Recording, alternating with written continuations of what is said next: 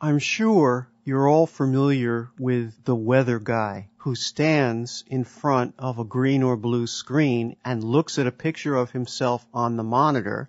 What he sees is himself in front of the weather map. This is done with blue screen, green screen, or ChromaKey. ChromaKey is basically a color mask. I'm going to show you a kind of offbeat sample just to prove my point. I have here a picture of a bird, a seagull, against a gray sky background. I also have this video clip of an idyllic summer day in the park.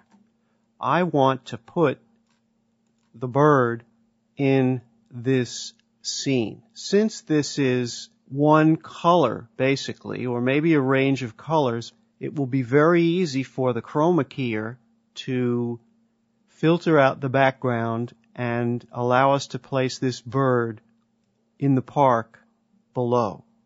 Let's go to the Effects tab on the bird track and open up the chroma keyer.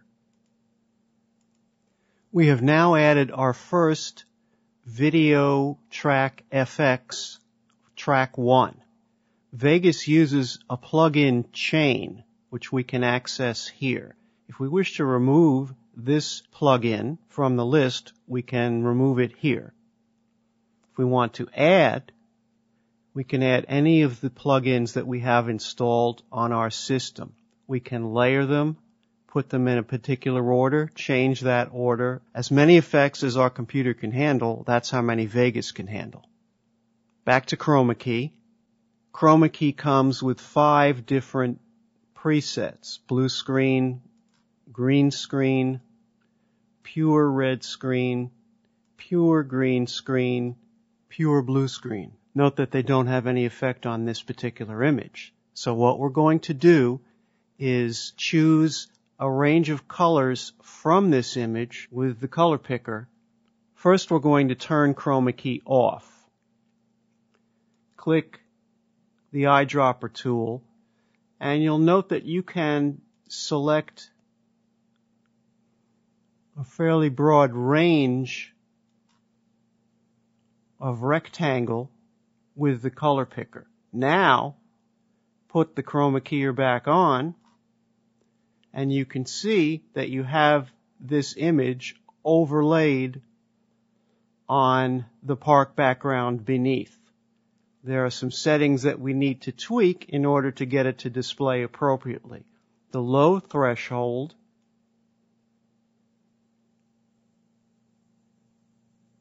and the high threshold. In other words, what's being filtered out by the mask. And we also have blur. We can blur the amount of the transition pixels. Here's another approach for getting it just right. Turn the blur up about 1/3 of the way. Then work with your high threshold till you see all of the image that you want. In the previous version, we lost a lot of the detail in the upper wings here that we can now see. And then work with the low threshold to filter out all the stuff that we don't want to see.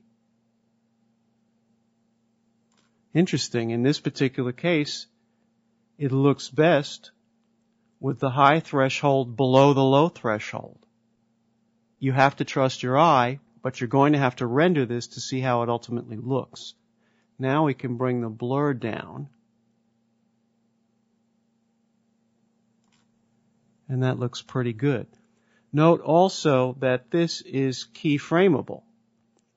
I think what we're going to do is just fly this guy in. This is a still image, but I think we can fly him in from small to large and make it look really good. So let's go to our pan crop.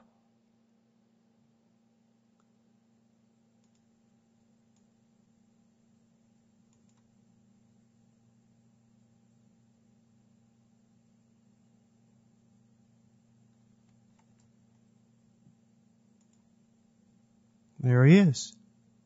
ChromaKey. Quick and dirty, but very effective. And it doesn't have to be blue screen or green screen. It could be with any color as long as you've got a solid background. ChromaKey in Vegas.